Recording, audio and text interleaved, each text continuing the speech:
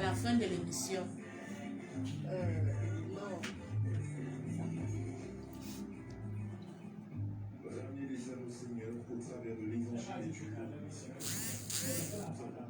Après l'émission.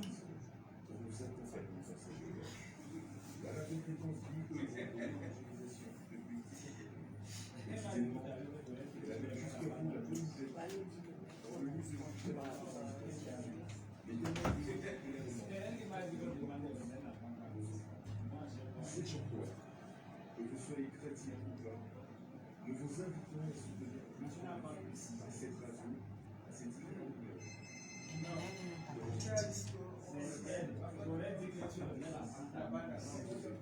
Mets le générique. Dis que tu l'as pas fait. Voilà. et le Dieu de grâce, vous le rendra au centre. Soyez tous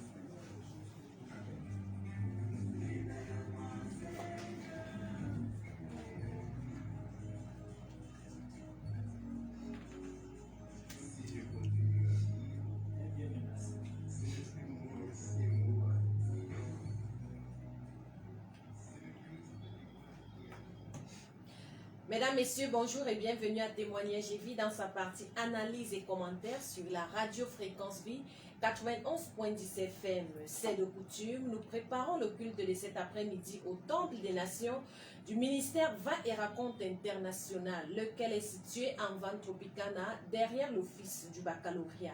Il faut le dire, les cultes là-bas se font du lundi au vendredi 16h-20h et le dimanche 8h-12h.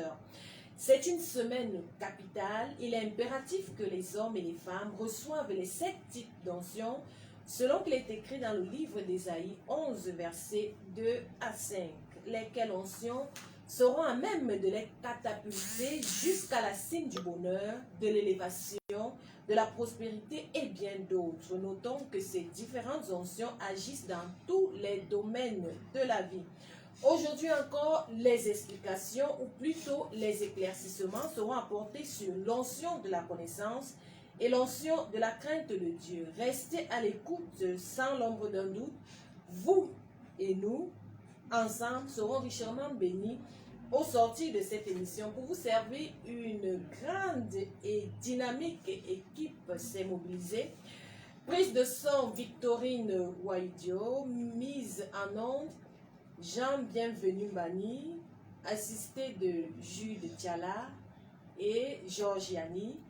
À ce micro de présentation, je suis Dorette Vie. Avec moi, l'apôtre Angelin Mani. Il est le fondateur de la Doxa Ministry International. Bonjour apôtre. Bonjour Dorette Vie et bonjour une fois de plus à nos fidèles auditeurs scotchés dans les maisons en ce matin. Laure Fouet est notre caméra-woman de circonstances.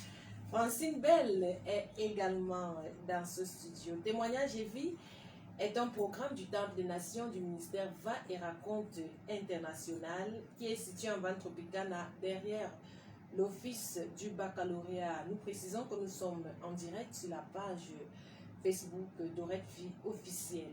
L'onction de sagesse, celle de l'intelligence, l'onction du conseil et de force, nous en avons parlé de long en large. Les auditeurs et le peuple de Dieu l'ont reçu et ont été richement bénis. Il n'est pas tard pour toi, bien sûr, qui prend le train en marche aujourd'hui. Nous savons que Dieu a également de la considération pour les ouvriers de la dernière heure. Peut-être pour toi, il te faut l'onction de la connaissance. Tu tombes dans un pic pour avoir des révélations dignes de Dieu. C'est quoi exactement l'onction de la connaissance? Qu'entend-on par connaissance? Qui peut l'avoir? Qui ne peut pas l'avoir? Ces différentes questions, je vous les pose, apôtre Angela Mani.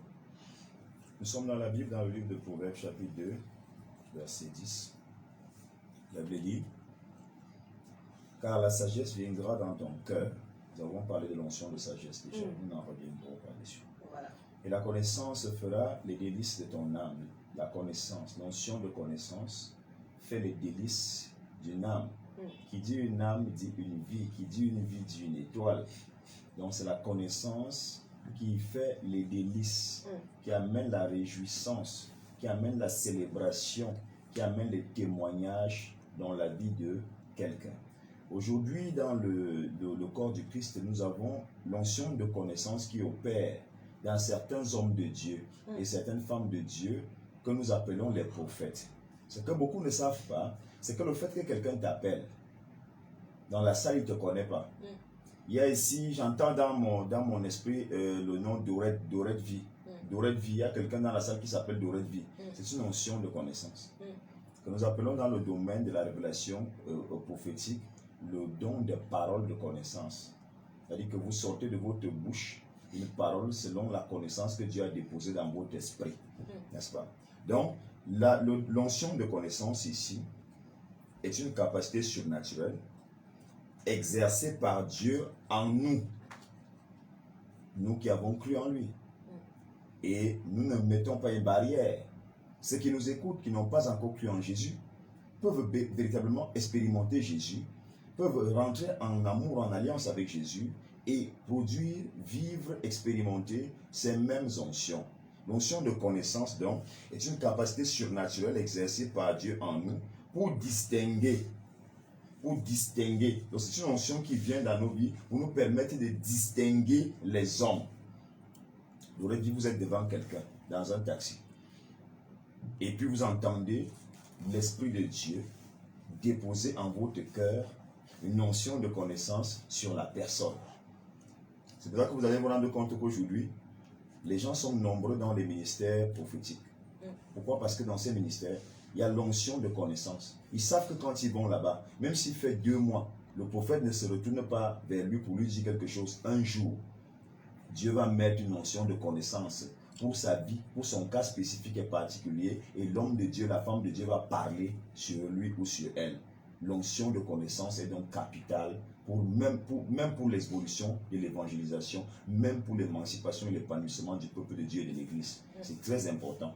Parce que quand il n'y a pas de révélation dans une église, dans un ministère, chacun va dire ce qu'il veut dire, chacun va penser ce qu'il veut penser, et les gens vont s'égarer, chacun va faire ce qu'il veut faire, parce qu'il n'y a pas l'orientation, il n'y a pas la distinction des choses telles qu'elles doivent être, telles qu'elles doivent se faire, telles qu'elles doivent se vivre, telles qu'elles doivent se dire. Donc, ça donne donc, quand l'onction de connaissance atterrit dans nos vies, ça nous permet donc de distinguer les hommes. Quand vous êtes avec des gens, vous savez de qui sont faux, de qui sont vrais, de qui vous pouvez utiliser, avec qui vous pouvez travailler pour atteindre un certain résultat dans la vie, même dans votre entreprise, dans votre maison, dans votre famille. Vous savez, si vous êtes en Europe par exemple, pour ceux qui nous écoutent au-delà des frontières, si vous êtes en Europe par exemple et que vous voulez construire, vous voulez engager de grands chantiers, mettre sur pied de grandes structures au pays, l'Esprit de Dieu, quand vous avez l'onction de connaissance, vous donne des personnes. Vous donne des personnes. Vous recommande des personnes. Même les pasteurs, beaucoup de pasteurs, j'aime toujours toucher ce domaine-là parce que c'est un domaine dans lequel je suis depuis déjà aujourd'hui presque 18 ans. J'ai vu beaucoup de pasteurs aussi, des frères et des sœurs dans le Seigneur, faire des erreurs parce qu'il leur manque l'onction de connaissance. Ils marchent avec de mauvaises personnes, responsabilisent des fausses personnes à l'église, tournent avec des fausses personnes, parfois même prennent des faux maris, des fausses femmes, bref, ils s'entourent ils se saturent des personnes aux énergies impossibles de permettre leur évolution parce qu'il leur manque l'onction de connaissance. Donc l'onction de connaissance vous permettra de distinguer les hommes, vous permettra de distinguer profondément, clairement des choses. Les choses, vous aurez la compréhension, vous aurez la capacité d'avoir des éclaircies sur des choses qui sont devant vous. Vous ne vous tromperez pas. Vous ne vous tromperez pas sur les lieux. Vous ne vous tromperez pas sur des choses. Donc, ça vous permet de distinguer les hommes, les choses, les situations. Les situations. Quand il y a quelque chose qui ne va pas quelque part, l'onction de connaissance vient dans vos vies et il commence à vous détailler la situation. Vous montre là où il y a le problème. Vous montre là où il faut toucher pour que les choses changent. Vous montre ce qu'il faut faire pour que les choses s'améliorent. C'est ça l'onction de connaissance. Ça vient, ça vous ouvre les yeux. Ça vous ouvre les yeux de l'esprit. Ça vous dit, c'est comme un écran devant vous. Ça met les choses devant vous à nu avec précision. Voilà pourquoi vous entendez les hommes dire, donner les numéros de téléphone des gens pendant des cultes prophétiques. C'est pas ça la prophétie. C'est un don, c'est une onction opérant dans le ministère d'un prophète. Parce qu'il y a des gens qui confondent. Le prophète, le ministère prophétique n'est pas prédire l'avenir.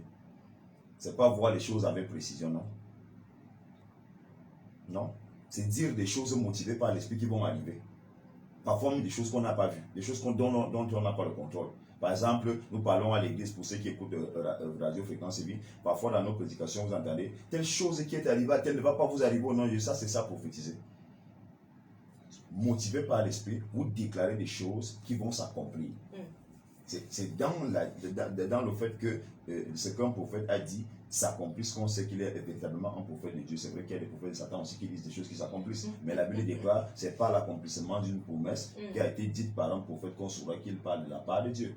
N'est-ce pas? Et on a vu des prophètes dans la Bible qui n'avaient pas, n'avaient pas toute la connaissance. Parce que le don de connaissance, c'est un don qui est de Dieu. L'onction de connaissance, c'est une onction qui est de Dieu. Et Dieu, la preuve qu'on a dit que nous connaissons en partie. Et la preuve que nous connaissons en partie est que nous avons vu Élisée qui a prié pour une femme, la tsunami, et elle a enfanté. Il est parti. Et cette femme, son enfant va mourir. Élisée n'a pas été au courant. Et Élisée demande à Dieu, Père, Seigneur, pourquoi tu m'as caché la souffrance et la douleur et la peine que cette femme était en train de traverser? Il le dit, c'est dans la Bible. Il dit, pourquoi tu m'as caché ça? Parce que c'est Dieu qui donne l'onction de connaissance et il décide de nous révéler ce qu'il veut et laisse cacher ce qu'il veut. Ça le regarde. Nous allons par exemple voir le même Élisée avec l'onction de connaissance. Géasi, son serviteur, va prendre les offrandes que Naaman avait apportées pour Élisée, que Élisée, son maître, a refusé, mais lui passe par derrière pour aller prendre. Quand il revient, son maître lui demande, parce qu'il a l'onction de connaissance. Il a l'onction de connaissance.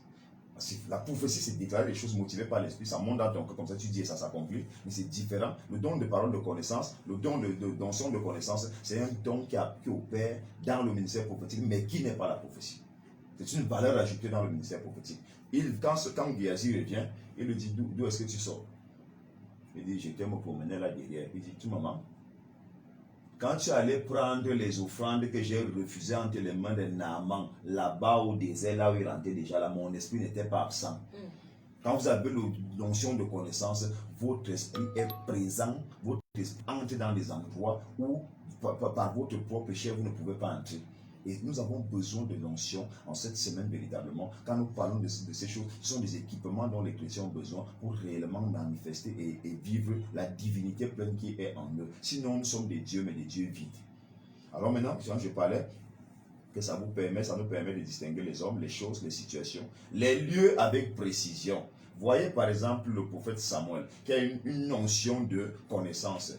Le serviteur de monsieur Kis, le père de Saül, dit au petit patron, Saül, comme on n'a pas pu retrouver les bêtes de ton père, allons ici en voyant. Tout ce qu'il dit ne manque pas de s'accomplir. Tu vois un peu? On n'a pas dit tout ce qu'il voit, mais tout ce qu'il dit ne manque pas de s'accomplir. Ça, le prophète, il dit des choses et ça s'accomplit. Le prophète a la grâce dans sa bouche de créer des choses. Ça, un prophète. Ça n'existe pas. Ça ne devait même pas t'arriver. Mais parce que Dieu est en accord avec lui, il accomplit tout ce qui sort de sa bouche, c'est ça le prophète. Il te crée quelque chose là où il n'y avait pas de possibilité de créer. Voilà pourquoi je dis ici à quelqu'un, j'attire l'attention ici à quelqu'un. Le fait qu'un pasteur ne te dise pas toujours, le Seigneur m'a révélé que tu as ceci ou tu as cela, ça ne fait pas de lui quelqu'un que tu dois négliger. Un homme de Dieu peut se mettre devant toi. Il n'a pas besoin de te dire ce qui se passe dans ta vie. Il n'a pas besoin de te dire qui te fait ça. Il déclare quelque chose, ça s'accomplit. C'est ça un prophète. Ce n'est pas quelqu'un qui a dit je vois, j'entends. Si quelqu'un dit il voit, il entend, c'est une notion de connaissance qui agit dans son ministère prophétique. C'est une valeur ajoutée que le Saint-Esprit lui donne. Donc le prophète n'est pas là pour te dire ce que Dieu a dit. Il est là pour déclarer dans ta vie des choses qui vont s'accomplir. Le prophète est un créateur. C'est ça le prophète. Donc maintenant, qu'est-ce qui va se passer? Je disais donc que je parlais de quoi là, parce que c'était une sorte de parallèle. Donc voilà, je parlais de Kis, de Kis et de ces bêtes qui se sont perdues. Alors le serviteur dit à Saül, petit maître, il y a ici un homme, en voyant. Ce qu'il dit ne manque pas de s'accomplir.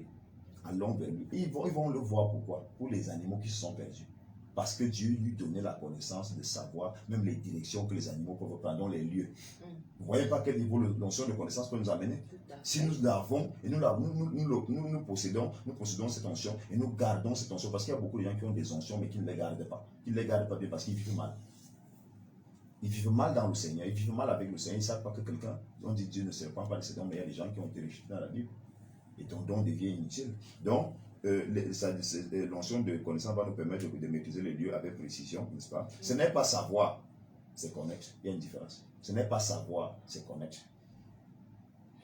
Quelle est donc la différence? Quoi? Savoir, c'est des trucs que, bon, on a appris, on a entendu parler, on a regardé à la télé, on a écouté à la radio, on était allé en faculté à soi ou en Guayaquil, on a lu ça dans des livres, on a bouquiné quelque part dans une librairie. Ça, c'est savoir.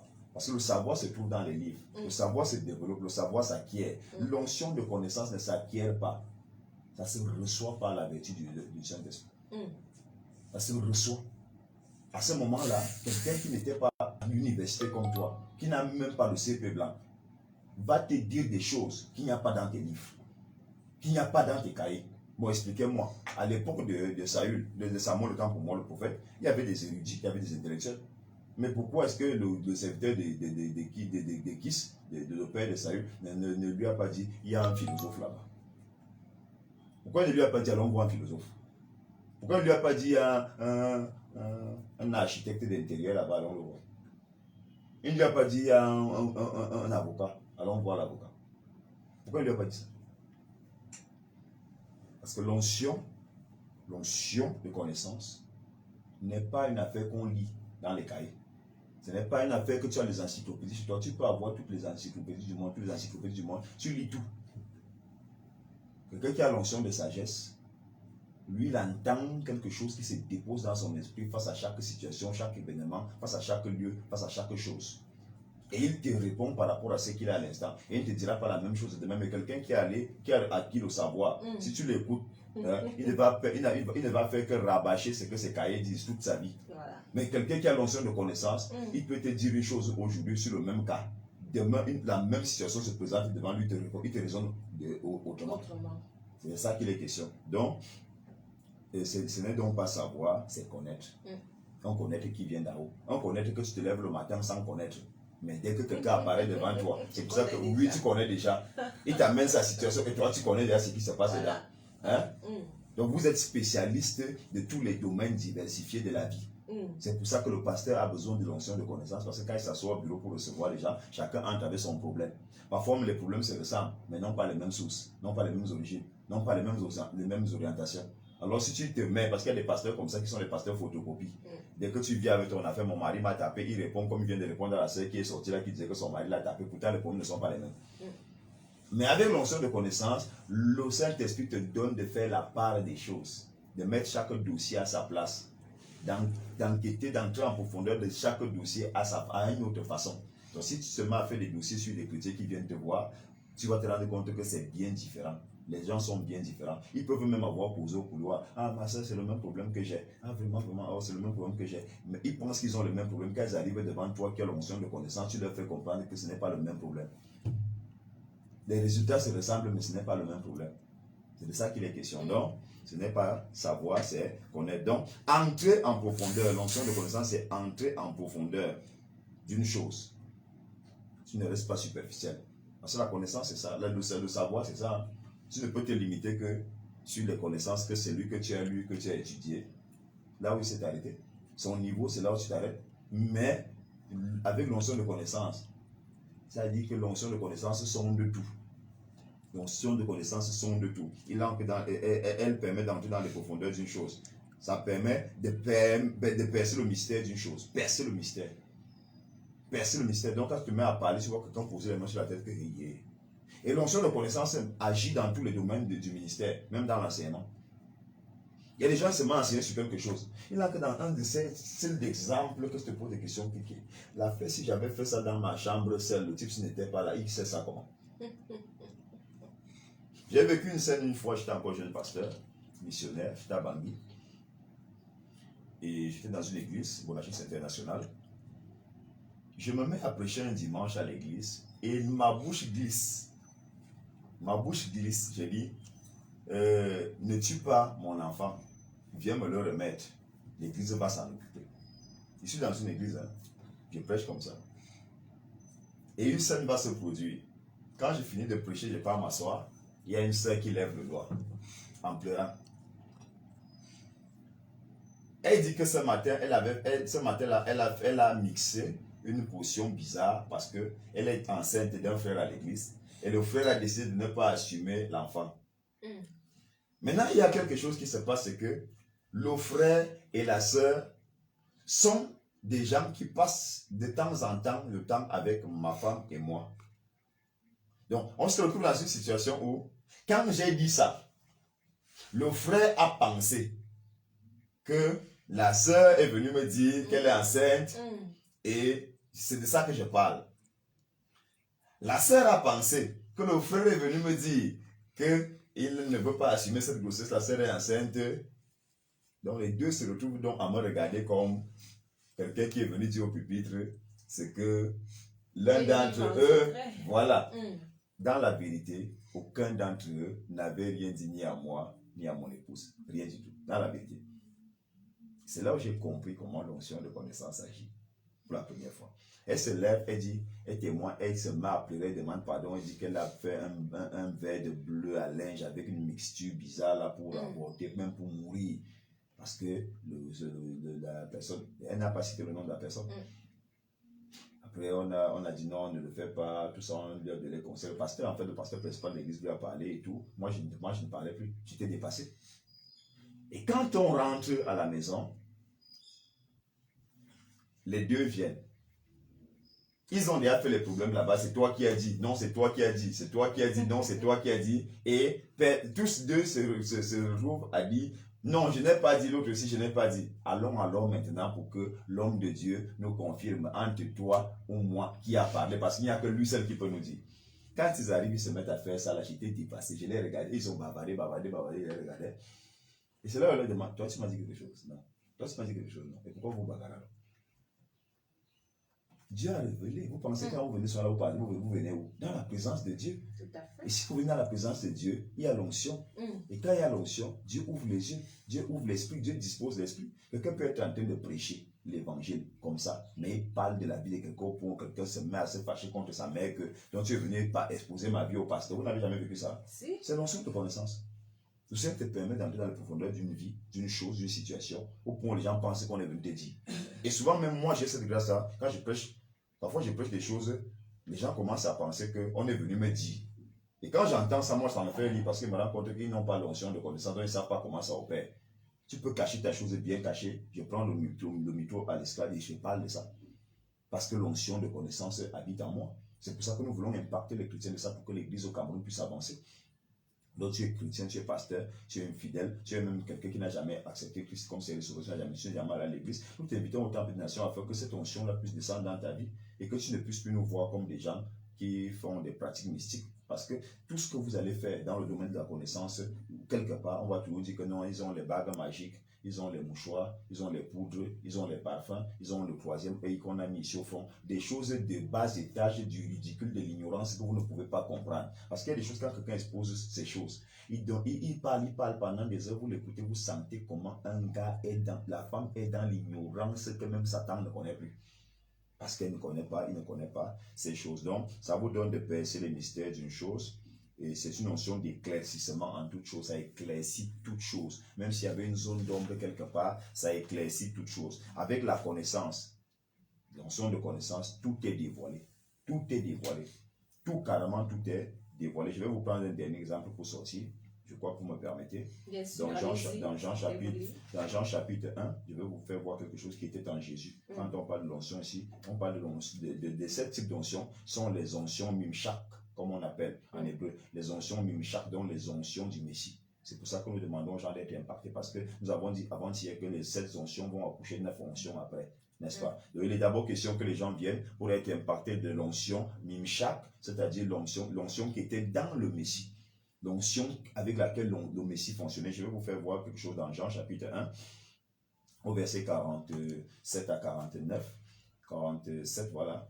47, la Bible déclare, Jésus voyant venir à lui Nathanaël, dit de lui, voici vraiment un Israélite dans lequel il n'y a point de fraude. Et effectivement, Nathanaël était quelqu'un qui haïssait toute forme de fraude.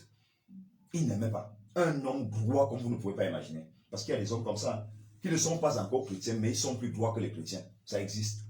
Nous les encourageons seulement maintenant à venir rencontrer Christ afin que leur droiture ait un sens dans la présence de Dieu. Parce que ta voiture sans Christ est inutile.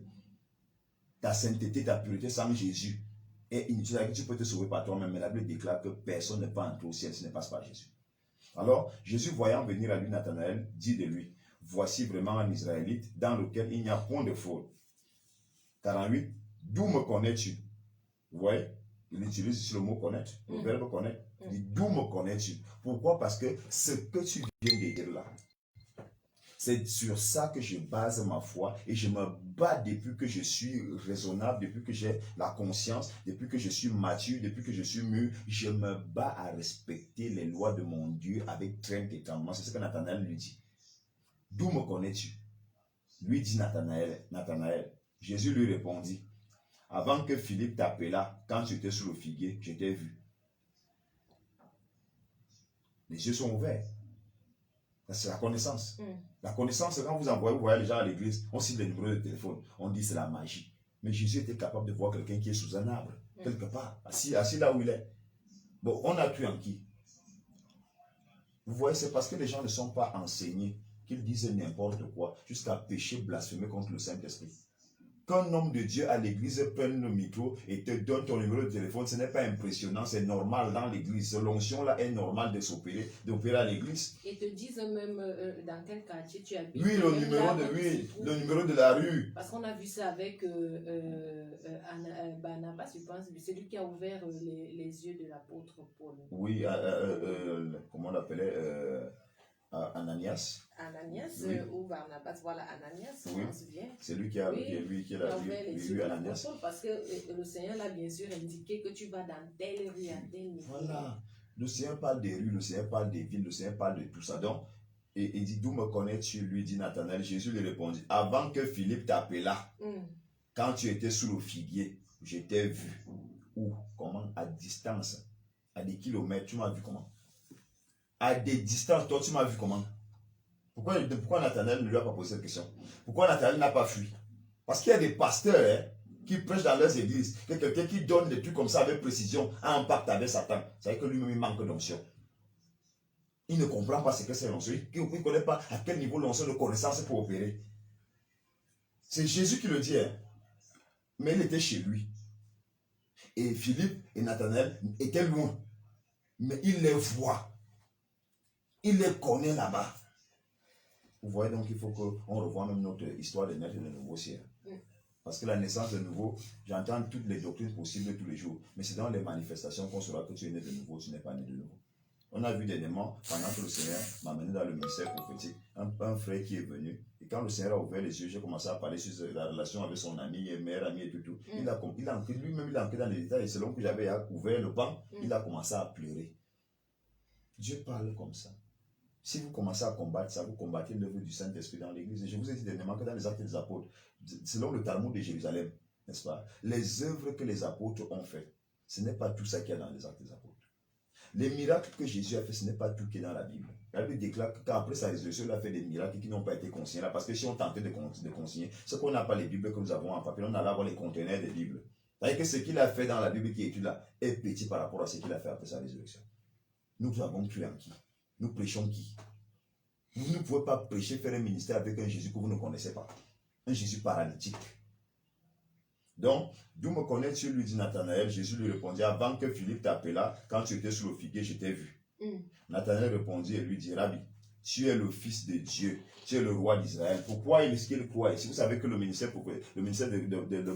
l'onction de parole de connaissance, l'onction de connaissance peut faire que beaucoup de gens se convertissent au Seigneur. Beaucoup d'entre nous aujourd'hui, ils pensent prêcher l'évangile en critiquant les gens, en insultant les gens, en se querellant avec les gens. Oh, tu vis dans l'adultère, tu iras en enfer. C'est comme ça que Jésus prêchait. C'est ça prêcher. Pas du tout. Évangile, ce n'est pas la bonne nouvelle. Quelqu'un ira en enfer, c'est une bonne nouvelle, ça. Donc Jésus parlait comme ça. Pas du tout. Les Pierre parlaient comme ça. Quand vous regardez Actes des Apôtres, vous avez vu ça où? Notre façon de prêcher, là, on a appris ça. Ce sont les querelles, ce n'est pas la prédication, ce sont les querelles, ce sont les règlements de compte. Et vous allez vous rendre compte que dès qu'on donne le micro à quelqu'un à l'église un petit temps, comme il n'a pas l'onction de connaissance, il se met seulement à insulter tout le monde. S'il a appris au couloir que tu as adulté, il va fabriquer ça, il va fabriquer un truc comme ça, pour essayer d'expliquer ça aux gens à l'église comme ça. Même s'il ne cite pas ton nom, mais tu sens que c'est de moi qu'il est en train de parler. Parce que les gens prêchent les commentaires aujourd'hui. Les gens prêchent les faits divers. Ils n'ont pas l'onction de connaissance. C'est pour ça qu'ils dirigent le peuple de Dieu avec des règlements de compte, des rancunes, des haines. Donc je dis, d'où me connais-tu, lui dit Nathanaël. Jésus lui répondit, avant que Philippe t'appela, quand tu étais sous le figuier, je t'ai vu. Nathanaël répondit et lui dit, Rabbi, tu es le Fils de Dieu, tu es le roi d'Israël. Parce qu'il a dit ce que, parce qu'il a exposé la connaissance de Nathanaël. Nathanaël, il a dit ce que Nathanaël était, il a dit qui Nathanaël était. Nathanaël a cru que c'est vraiment le Messie. Donc, quand vous avez l'onction de connaissance, les gens vont croire à votre prédication. Les gens vont croire à votre évangile et il faut désirer ce genre de don. Parce que aujourd'hui, beaucoup de gens prient le Seigneur pour prêcher. Moi, je n'ai jamais prié le Seigneur pour être un bon prédicateur ou un bon enseignant. J'ai prié le Seigneur pour avoir toutes les onction qui étaient en lui afin de faire son travail à la perfection. Voilà. Vous écoutez Témoignages et Vie dans sa partie analyse et commentaires sur la radio Fréquence Vie 91.10 FM. Témoignages et Vie est un programme du Temple des Nations du ministère Va et Raconte International qui est situé en Van Tropicana, derrière l'office du baccalauréat. Il faut le dire, là-bas, les cultes, c'est du lundi au vendredi 16h-20h et le dimanche 8h à 12h. Cette semaine, c'est la semaine de la réception des 7 onctions. Aujourd'hui, nous sommes rendus à la 6e et à la 7e onction, à savoir l'onction de connaissance et l'onction de la crainte de Dieu. Les hommes et les femmes, comme le disait l'apôtre Angélin tout à l'heure, doivent désirer véritablement recevoir ces oncions, lesquelles permettent d'accomplir certaines choses et de dire des oracles de Dieu. Mais apôtre, avant que je n'entre dans une autre question, j'aimerais savoir si tout le monde peut recevoir cette onction de connaissance. Est-ce que ce n'est pas seulement l'exclusivité des hommes de Dieu? Non, c'est pour tous les croyants, tous ceux qui ont cru en Jésus. Et nous invitons même ceux qui n'ont pas encore cru en Jésus de croire en Jésus. Nous faisons ici la promotion de quelque chose de salvifique. C'est comme si j'avais découvert un bon dentifrice et un bon savon et je ne le présentais pas à tous ceux qui sont autour de moi. C'est être égoïste et malhonnête aussi. C'est être méchant même. N'est-ce pas? C'est être chauvin. Je veux que tout ce qui est de bien et qu'il y a des biens soit pour moi. Moi, j'aimerais que la Bible demande d'aspirer aux dons les meilleurs. Donc, la Bible déclare d'aspirer aux grandes onctions, n'est-ce pas? Alors, si on a des onctions qui sont là, que nous comprenons et que nous avons et que nous pouvons décharger sur le peuple, pourquoi est-ce que nous allons les garder pour nous? Parce que si une brebis, il y a certaines choses que nous faisons comme Moïse, qui juge le peuple, qui dirige le peuple, qui parle des histoires du peuple du matin jusqu'au soir, au point où son foyer est menacé, sa femme Séphora rentre chez son père Jéthro, avec les enfants, Moïse reste à la maison, il ne se rend même pas compte que son foyer est en train de se gâter, n'est-ce pas? Donc, quand l'onction est descendue sur les chefs des tribus, selon que Jéthro avait inspiré, Dieu a confirmé à Moïse, n'est-ce pas? Vous voyez, Moïse, sa vie a été un peu plus allégée. Aujourd'hui, les pasteurs meurent d'AVC, meurent d'espèces et consorts parce qu'ils portent le poids du peuple sur leur tête. Mais si le peuple ont les mêmes onctions aussi, il y a des problèmes que ils pourront résoudre à la maison. Et ce n'est que les problèmes extra qui les dépassent que nous aussi nous allons gérer. Ça nous permet aussi de pouvoir prendre soin de nos enfants, de nos familles, de pouvoir investir sur des activités et consorts, de pouvoir même nous concentrer davantage au ministère. Parce qu'à longueur des journées, vous voyez, vous arrivez au bureau, beaucoup ceux qui ne savent pas que le pastorat est un travail. Le pastorat est un travail net comme le travail de l'avocat, net comme le travail du médecin. Tous les matins, nous avons des gens là qui viennent s'asseoir et qui attendent de voir le pasteur. Tout comme on va aussi à l'hôpital pour rencontrer le médecin, on paie le billet de session pour rencontrer le médecin. On va, par exemple, dans un cabinet d'avocat pour aller chercher le conseil de l'avocat. C'est ainsi que le pasteur aussi travaille. Beaucoup aujourd'hui prennent ce travail comme si c'était une blague parce qu'ils ne s'expliquent pas. Comment quelqu'un qui n'a pas le CP, alors que lui, il a fait des études au CUS, il est médecin, il a fait des études à l'ENAM, il est sous-préfet gouverneur, je ne sais pas trop quoi, il est magistrat, il ne comprend pas comment quelqu'un n'a pas de CP, mais il roule dans la même prado que lui. Ça, c'est parce que les gens sont plus attachés à ce qui frappe aux yeux et à ce qui est matériel. Mais je parle ici de l'onction, l'onction de connaissance. Quand l'onction de connaissance atterrit sur un homme de Dieu, il est assis à l'église au même titre que tu es assis à la sous-préfecture, à la préfecture, au même titre que tu es assis dans ton cabinet d'avocat, au même titre que tu es assis à l'hôpital en tant que médecin, au même titre que tu es assis au commissariat en tant que commissaire de police, au même titre que tu es assis à la gendarmerie en tant que CV. C'est la même chose parce que tu es assis là parce que tu as une connaissance dans un domaine. Lui aussi, il est assis à l'église et il dirige les gens et il peut rouler en Prado parce que les gens nous reconnaissent ce qu'il fait pour eux comme étant bien et viennent donner leur bien. Tout comme quand on vient voir le médecin, on paie le bien des sessions. Quel est l'hôpital qui fait consulter les gens gratuitement? Quel est l'avocat qui ouvre votre dossier pour suivre votre affaire sans demander un montant? Hein? Quand vous arrivez par exemple dans une gendarmerie et qu'on sort, c'est vous quoi que vous pouvez sortir là-bas sans laisser de l'argent, sans laisser les plumes. Partout, il y a l'argent qui sort. Mais quand ça concerne les pasteurs de l'église, on considère qu'ils ne travaillent pas. Il faut qu'ils aillent chercher le travail. Quel travail? Mais nous sommes déjà en train de travailler. Et ils se basent souvent sur quoi? On n'a pas fait des études. Qui vous a dit qu'on n'a pas fait des études? On a des pasteurs plus intellectuels que beaucoup de ministres, beaucoup de directeurs au Cameroun. On a beaucoup de pasteurs très intellectuels, plus que beaucoup de commissaires de police, beaucoup de généraux d'armée, plus que beaucoup de gendarmes, des commandants de brigade, plus que beaucoup d'avocats. On a des pasteurs et des intellectuels, des érudits, des gens assis dans des domaines. Mais le Seigneur nous a donné la connaissance, l'onction de connaissance pour le domaine particulier de l'encadrement de ces âmes. Et c'est ce que nous faisons comme travail. Et ce n'est pas les hommes qui peuvent juger si nous travaillons ou pas. Parce que nous-mêmes, on n'est pas ceux qui travaillent là où ils sont assis. Voilà. Alors, apôtre Angelin, avant d'entamer la prochaine notion qui est la crainte de Dieu, est-ce qu'on peut dire à tous ceux qui sont en train de nous écouter, qui ne sont pas encore véritablement nés de nouveau parce qu'ils sont encore dans la pratique des coutumes, des traditions, dans la fréquentation des marabouts et des féticheurs, les uns qui cherchent à avoir le pouvoir mais qui se dirigent vers le diable au travers des sectes pernicieuses et toute autre chose.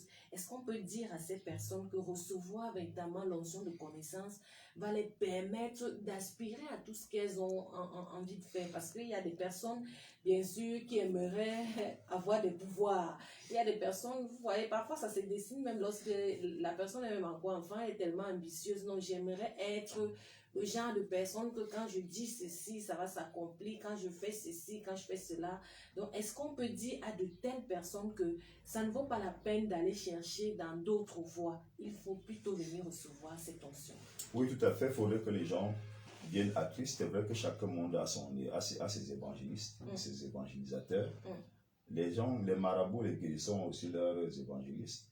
D'ailleurs, ce sont nos cousins, nos cousines, nos frères, nos soeurs qui font souvent la publicité. Oh, j'ai dit que j'étais chez les Pygmées, j'étais dans tel village, il y a un monsieur là-bas que vraiment, dès qu'il est seulement entré dans son affaire, là, il a commencé à m'expliquer toute ma vie. Ce sont les évangélistes et les évangélisateurs de ces gens-là, n'est-ce pas? Donc, nous aussi, nos évangélistes et nos évangélisateurs doivent faire leur travail et nous passons par le biais, par le truchement de la radiofréquence vie pour dire aux gens que Satan et ses agents n'ont pas le droit de vous orienter, de vous donner une quelconque puissance, parce qu'ils vous prendront plus. Mais Jésus, quand il le rencontre, là où nous sommes là, je n'ai aucune condition là où je suis là.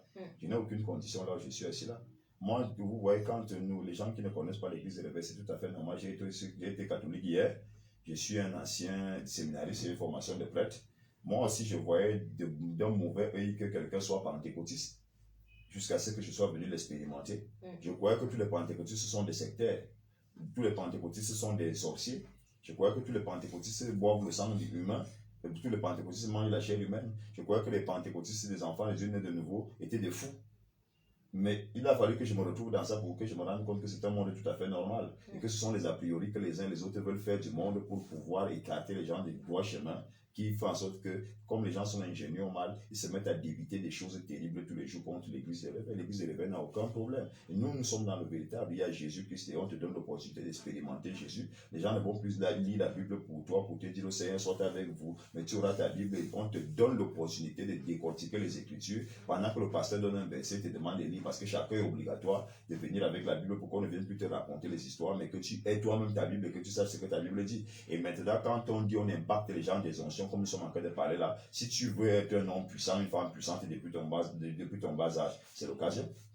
Encore que, il y a des gens qui veulent être puissants, mais ce n'est pas la révélation de Dieu pour eux. Quand nous sommes entrés dans l'église de l'éveil, c'est là où Dieu a redéfini les plans avec nous. Il nous a rappelé que mon frère, l'autre que tu as comme rêve là, ce n'est pas ce que moi j'ai planifié pour toi.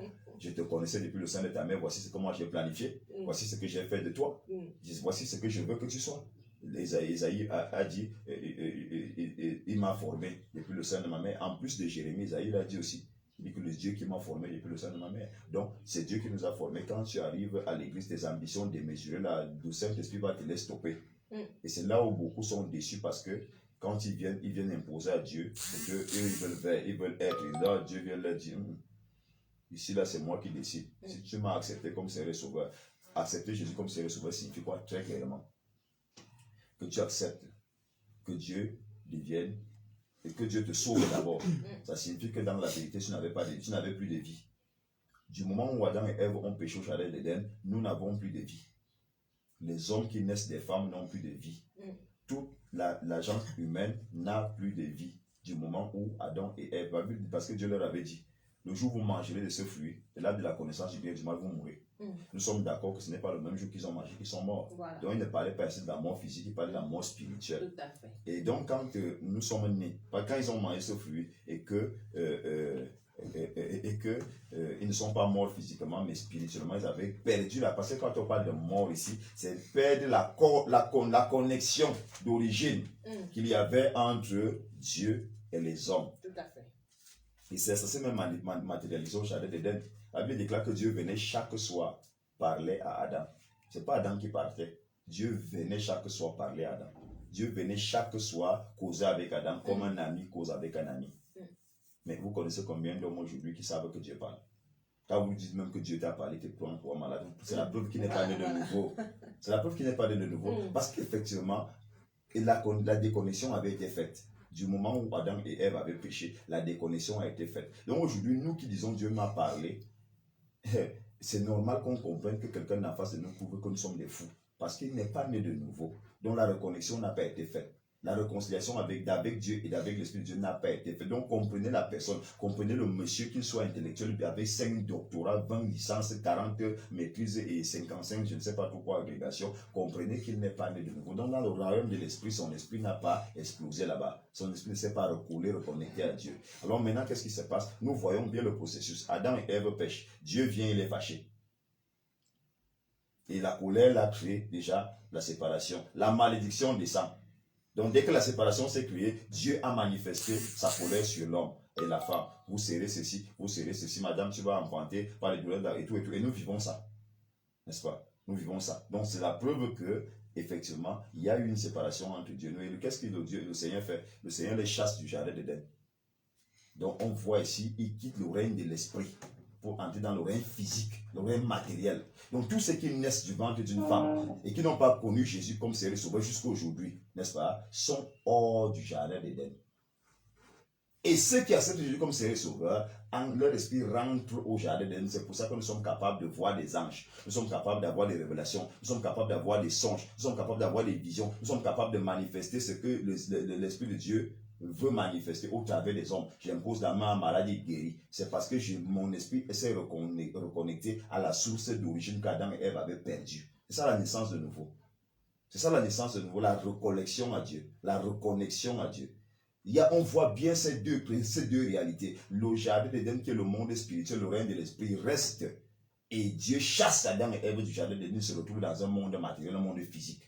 Donc, tant que quelqu'un n'a pas accepté Jésus comme Seigneur et Sauveur, il est typiquement et purement charnel, il est typiquement et purement matériel, il n'est pas spirituel. Et la Bible déclare que l'homme animal ne comprend pas les choses de l'esprit. Chaque fois que vous lui parlerez des choses qui concernent Dieu, il est carrément étranger. C'est là où il va commencer à vous sortir des théorèmes, des théories, pour essayer de contredire ce que vous dites, ce que vous faites. C'est normal, comprenez-le, c'est un charnel, c'est un animal. Il ne peut pas comprendre les choses de l'esprit s'il n'est né de nouveau. Donc la naissance de nouveau de laquelle nous parlons, la reconnexion à Dieu de laquelle nous parlons, l'acceptation de Jésus comme Seigneur et Sauveur, c'est une façon de te dire. Parce qu'Adam et Ève ont péché, ils ont été chassés du royaume et obligatoirement il y a séparation entre le spirituel et le charnel. Désormais, l'homme hors du jardin d'Éden, l'homme hors de la réalité avec Dieu est un homme animal. C'est la Bible qui le déclare. Paul l'a dit, l'homme animal ne comprend pas les choses de l'esprit. Parce que l'esprit c'est le royaume des cieux, c'est le paradis. Le paradis dans lequel Adam et Ève avaient été expulsés. Donc, nous fonctionnons comme ça quand nous ne sommes pas encore en Christ, nous sommes hors du jardin, hors des délices du jardin, hors des réalités du jardin, hors de la vie du jardin, hors de posséder les possessions spirituelles du jardin. Voilà pourquoi il y a toujours des contestations quand vous parlez de certaines réalités spirituelles. Vous qui êtes nés de nouveau, les gens vous prennent pour des patoqués, ils vous prennent pour des cons, alors que c'est eux qui sont cons, dans la vérité. Donc maintenant, qu'est-ce qui se passe quand vous acceptez Jésus comme Seigneur et Sauveur? Vous acceptez qu'il vous sauve de cette situation de séparation, d'abord, d'avec le Père, d'avec Dieu. Parce que c'est le travail qu'il est venu faire. Il est venu réconcilier les hommes avec Dieu. De quelle réconciliation on parle? Cette affaire qui s'est passée au Jardin d'Éden. C'est là où il y a eu le fracas, c'est là où il y a eu la séparation, c'est là où il y a eu la scission, c'est là où il y a eu la mitose, c'est là où il y a eu cette, comment je vais appeler ça, pour que quelqu'un d'autre me comprenne encore, c'est là où il y a eu cette dichotomie entre le spirituel et le physique. Dieu a gardé sa réalité spirituelle, ses connaissances, et l'homme est sorti du Jardin d'Éden, vidé du côté spirituel. Maintenant, il subit. Il est imposé de vivre certaines choses dont il n'a pas la révélation à l'avance. Il n'a pas le message à l'avance. Pourtant, quand il était au jardin, Dieu prenait le soin de venir le voir, lui parler. Et vous allez vous rendre compte, pour tous ceux qui avaient une relation avec Dieu dans l'Ancien Testament, c'est Dieu qui venait vers eux. Abraham, c'est Dieu qui venait vers lui. David, c'est Dieu qui venait vers lui. Tous ces Noé, c'est Dieu qui venait vers eux. Quand vous êtes quelqu'un de connecté à l'Esprit de Dieu, vous êtes né de nouveau. C'est Dieu qui s'arrange à envoyer des anges vous parler, envoie le Saint-Esprit vous dit ceci, envoyer son Fils vous révéler ceci. C'est pour ça que vous entendez tout ainsi par l'Éternel dans l'Église. Alors maintenant, qu'est-ce qui va se passer? J'étais encore dit, Dieu donc vient nous réconcilier. Il y a deux mots qui apparaissent ici quand on vous parle de naissance de nouveau. Il y a Seigneur, il y a Sauveur. N'est-ce pas? Seigneur, ça signifie qu'il vient prendre contrôle de ta vie. Il possède ta vie, il domine. Donc, il vient avec un trône sur ta vie. C'est là où nous allons parler de la crainte de Dieu tout à l'heure. Donc, il vient s'asseoir dans ta vie, dans son socle millénaire, sur son trône, dans ta vie. Dès lors, tu n'as plus la capacité de faire ce que tu veux. Un chrétien qui fait ce qu'il veut n'a pas cru, n'est pas né de nouveau. Quand Jésus descend dans ta vie, parce que tu l'as accepté, parce que tu l'as invité dans ta vie comme Seigneur. Seigneur signifie en hébreu, c'est lui qui détient et qui possède toutes choses. Donc il vient, il détient ta vie, il la possède. C'est-à-dire il la contrôle. C'est-à-dire il la régente, il la dirige. Tu n'es plus maître de ta vie. Donc si vous avez cru au Seigneur et que vous êtes maître de votre vie, vous faites ce que vous voulez. Non, non, non. Il n'est pas commandant de votre vie, il n'est pas né de nouveau. Après maintenant il y a Sauveur. C'est-à-dire il te sort donc complètement de cette séparation qu'il y avait entre Dieu et toi et te ramène dans le règne de l'Esprit. Tu commences donc à vivre des choses surnaturelles, des choses qu'au départ, tu ne vivais pas. Donc, ceux qui ne sont pas nés de nouveau, qui nous écoutent, venez vers le Seigneur, afin que quand nous allons continuer, vous allez comprendre ce que nous disons désormais, vous allez être impactés de ce de quoi nous avons été impactés. Et quand nous allons parler des réalités spirituelles, vous comprendrez de quoi on parle, vous n'allez plus nous critiquer. Vous écoutez Témoignage et vie dans sa partie analyse et commentaires sur la radio fréquence vie 91.10 FM. Témoignage et vie est un programme du Temple des Nations du ministère Va et Raconte International, lequel est situé en Bande Tropicana derrière l'office du baccalauréat. Là-bas, les cultes se font de lundi à vendredi 16h-20h et le dimanche 8h-12h. Cette semaine, c'est pour recevoir, bien sûr, les 7 types d'onction de Dieu. Nous avons parlé de l'onction de l'intelligence, l'onction de la sagesse, l'onction du conseil de la force. Et aujourd'hui, il s'agit de la 6e onction et la 7e onction, l'onction de la connaissance et l'onction de la crainte de Dieu. L'homme de Dieu, l'apôtre Angelin Mani, a suffisamment parlé, bien sûr, de l'onction de la connaissance. Et cet après-midi également, au Temple des Nations, il va encore lever un banc de voile, aller beaucoup plus en profondeur pour expliquer aux hommes et aux femmes la nécessité de désirer cette onction. Et maintenant, nous entamons, apôtre Angelin, avec vous, l'onction de la crainte de Dieu. On a coutume de dire crainte de Dieu, mais beaucoup ne comprennent pas exactement de quoi est-ce qu'il s'agit. Est-ce qu'il s'agit d'avoir peur quand on dit Dieu et puis on commence à trembler, ou de quoi s'agit-il exactement? Ouais, vous savez, quand on parle, les mots ils sont à leur place ici. Hein. Il y a une différence entre crainte et peur. Voilà. Avoir peur de Dieu, si vous avez peur de Dieu, vous ne l'approcherez même pas. Vous ne l'adorerez même pas. Vous n'accepterez même pas qu'il entre dans votre vie parce que vous avez peur de lui. Oui, ce qui fait peur pousse à la panique, pousse à l'hystérie, pousse à la fuite. Pourtant, quand on parle de crainte ici, c'est que vous acceptez la chose, vous acceptez Dieu, vous acceptez le Seigneur et vous savez comment marcher avec lui. Et quand nous parlons ici de l'onction de crainte de Dieu, nous sommes dans Proverbe 8:13. La Bible déclare: la crainte de l'Éternel, c'est la haine du mal. L'arrogance et l'orgueil. Donc la haine du mal, de l'arrogance et de l'orgueil. La voie du mal, c'est la haine de la voie du mal. la bouche perverse, voilà ce que je hais. Voilà un peu.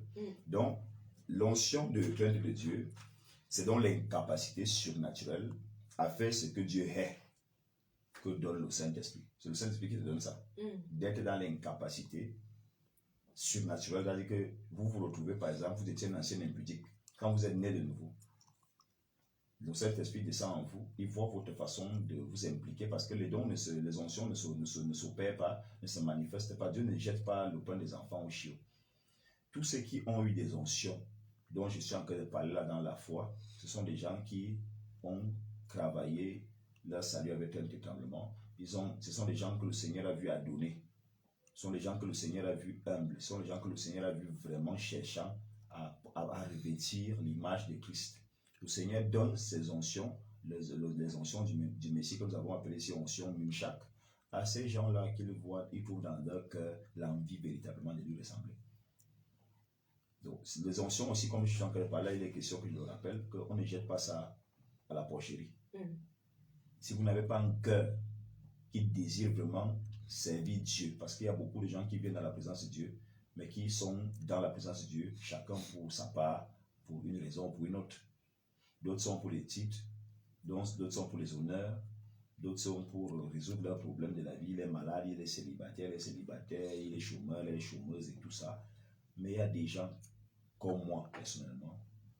Je n'ai pas cru au Seigneur parce que j'étais pauvre, non. Je n'ai pas cru au Seigneur parce que j'étais malade. Moi, je n'ai jamais été guéri d'une maladie à l'église, jamais. Je n'ai pas cru au Seigneur parce que j'avais des problèmes dans la vie. Ça dit, dans la vérité, c'est ça. Moi, depuis l'âge de 9 ans, moi, je mûrissais l'envie d'être quelqu'un que Dieu utilise. Et dans la vérité, c'était dans mes mémoires cellulaires, le Seigneur l'avait planifié ainsi comme il avait dit à Jérémie. Alors, moi, je parle souvent du service de Dieu, de la crainte de Dieu ici, parce que je la connais comme une chose assez essentielle pour opérer même dans la manifestation des puissances. Impacter les gens avec guérison, miracles et tout ça. Si vous n'avez pas une vraie vie de crainte de Dieu, votre histoire là sera le succès sans réussite. Voilà pourquoi vous voyez à un moment donné un ministère, un foyer, je ne sais pas de quoi, une entreprise qui a du vent en poupe pendant une période. Après, subitement, on vous dit souvent qu'ici là il y avait, ici là il y avait, ici là il y avait. C'est déjà seulement de l'histoire. Moi, je refuse que ma relation avec le Seigneur entre dans le livre d'histoire comme une sorte d'histoire qu'on doit oublier. Je refuse donc. L'onction de crainte de Dieu, c'est l'incapacité surnaturelle à faire ce que Dieu est. Et c'est le Saint-Esprit qui donne ça. L'onction là. C'est le Saint-Esprit qui donne la sanctification. Quand il parle de la crainte de Dieu, c'est pas de la sanctification. Donc, la sanctification, ce n'est pas seulement faire la fornication et l'adultère, parce que beaucoup ne comprennent pas. Et qu'à chaque fois qu'il parle de sanctification, ils vont toujours parler du sexe, non? La sanctification n'est pas seulement ça. Si tu es quelqu'un qui hait les gens, ton cœur n'est pas saint, ta vie n'est pas sainte, ta vie n'est pas saine. Si tu es quelqu'un qui méprise les gens, tu es orgueilleux. Et là, tu as parlé de l'arrogance et tout ça. C'est ça la sanctification. Vous avez vu, là, on a mis le rapport sexuel ici. Pas du tout. Ça va venir avec le temps, mais quand le Seigneur parle de la crainte de Dieu, il parle d'abord des gens qui haient le mal. Si tu travailles de jour comme de nuit pour faire le mal, tu n'es pas sanctifié. Tu n'as pas la crainte de Dieu. Tu combats Dieu parce que Dieu est bon. Dieu est bon. Et la Bible, l'apôtre Paul nous a dit l'apôtre Pierre nous a dit dans 1 Pierre chapitre 2, verset 3, si vous avez goûté que le Seigneur est bon. Si tu ne peux pas goûter que le Seigneur est bon dans votre vie, et tu travailles pour le mal, tu travailles pour la haine, tu travailles pour l'arrogance, l'orgueil, non? Tu cherches à faire tomber les gens, tu cherches à faire du mal aux gens, c'est pas parfait. Il n'y a pas la crainte de Dieu. Tu as une bouche perverse, par exemple. Non, c'est pas possible. Il dit la crainte de Dieu, c'est la haine du mal, l'arrogance et l'orgueil, la voix du mal et la bouche perverse. Voilà ce que j'ai. C'est Dieu qui est ça. Donc, pour nous, quelqu'un qui a la crainte de Dieu, l'onction de crainte de Dieu, va te donner, déjà d'abord, d'encercler dans ton esprit, selon ce que la parole de Dieu dit, tout ce que tu sais que ça peut être en contradiction avec ta relation avec le Seigneur. Et l'onction de Dieu va te donner la grâce, va t'aider à ne jamais faire ça. Ce que Dieu n'aime pas, qui peut te mettre en inimitié avec Dieu. Parce qu'il y a des gens qui ont accepté Dieu comme Seigneur Sauveur, mais qui vivent toujours aujourd'hui comme s'ils étaient encore expulsés du jardin d'Éden. Pas parce que leur salut n'avaient pas été accomplis, mais parce que les œuvres qu'ils pratiquent après leur salut font en sorte qu'ils rentrent dans l'état où ils étaient à la base. Donc, quelqu'un peut confesser Jésus comme Seigneur et Sauveur et rentrer dans l'état où il était à la base. Parce que c'est accepter Jésus comme Seigneur et Sauveur. La doctrine où on te dit, oh, tu es sauvé, maintenant tu peux vivre comme tu veux, c'est très faux. C'est même diabolique. La Bible demande que nous devons garder nos robes blanches. Le salut que Christ nous a donné, la délivrance que Christ nous a donné, nos robes, nous avons des robes sur le plan spirituel. Avant d'accepter Jésus comme Seigneur et Sauveur, ces robes-là sont sales. Quand tu acceptes Jésus dans ta vie comme Seigneur et Sauveur, c'est le sang que Jésus a versé sur l'arbre de la croix à Golgotha qui purifie ta robe là. Il ne te donne pas une autre robe, c'est la même robe qui est lavée par son sang. Tu deviens un nouvel individu. Selon que la Bible déclare, si quelqu'un est en Christ, une nouvelle créature, les choses anciennes sont passées. Les choses anciennes disparaissent sur toi. Il te donne une nouvelle chance, il te donne une nouvelle opportunité. Tu recommences à salir ta robe. La Bible déclare qu'il viendra prendre une église sans tache ni ride. Quand on parle d'église, on voit le bâtiment, il voit la foule là. C'est de toi qu'il parle, l'église, parce que tu es un temple vivant. Nous sommes le temple du Saint-Esprit. Il demande que nous devons nous poser pierre sur pierre pour former un édifice vivant. Donc je suis une brique, tu es une brique, elle est une brique, elle est une brique. Et quand nous disons nous formons l'église, c'est le genre de comportement et de caractère que nous avons qui construisent les églises. Vous voyez aujourd'hui, les gens se divisent pour des choses futiles. Encore faudra-t-il que tu sois une pierre vivante. Est-ce que tu l'es? Est-ce que tu as cru? Ce n'est pas les mouvements de masse. Est-ce que toi-même individuellement dans ta maison, tu sais Dieu? Tu as cru? Est-ce que tu as la crainte de Dieu? Si de jour comme de nuit tes pieds courent au mal, tu racontes des choses qui ne tiennent pas sur les gens, tu fabriques des choses contre les gens, tu écris des plaintes parce qu'il y a des choses que Dieu ne peut pas voir un enfant de Dieu écrit. Tu écris des plaintes, tu manques par-ci là-bas, tu appelles, tu fais tu fomentes des choses et conso. Quelle est la différence entre toi et quelqu'un qui est catholique que toi tu dis qu'il n'a pas cru au Seigneur? C'est ça la crainte de Dieu ici, c'est une incapacité surnaturelle à faire le mal que Dieu est. Incapacité. C'est-à-dire que Dieu t'impose sa onction là, descend dans ta vie. Tu te retrouves dans l'incapacité de faire du mal. Je veux dire quoi Doretta ce matin à un auditeur qui m'écoute. Si toi tu es en Christ et que tu as toujours la capacité de faire du mal aux gens, tu n'as pas cru. Parce que le Saint-Esprit, quand il descend dans ta vie, n'est-ce pas, il produit trois choses. La conviction du péché, donc la conviction du mal. Il te convainc chaque fois que tu veux faire quelque chose, que ce que tu veux faire là n'est pas bien. Il te parle. Dans ta conscience, il te gêne. Même quand tu dors, il te gêne. Il y a des gens qui disent avoir reçu le Saint-Esprit, qui disent avoir reçu Dieu, qui font du mal et ils dorment bien. Où est la crainte de Dieu? Où est l'onction de crainte de Dieu? C'est pour ça que ceux qui sont comme ça, ils ont besoin de venir au temple des nations parce qu'en plus de les impacter de l'onction de crainte de Dieu, on va les délivrer parce qu'ils sont possédés. Donc c'est un peu de ça qu'il est question. Donc c'est un peu ça